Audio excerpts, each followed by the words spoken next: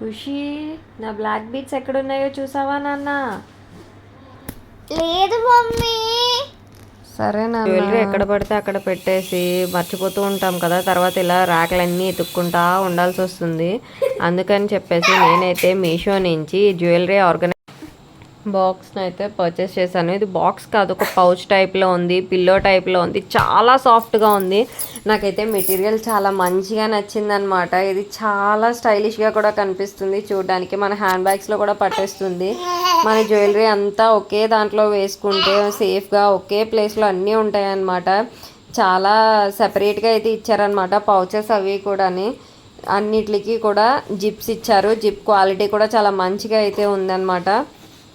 అన్నీ కూడా transparent covers అనమాట. సో ట్రాన్స్పరెంట్ కవర్స్ కాబట్టి మనం లోపల ఏమేసామనేది కూడా బయటికి చాలా క్లియర్గా అయితే తెలుస్తుంది.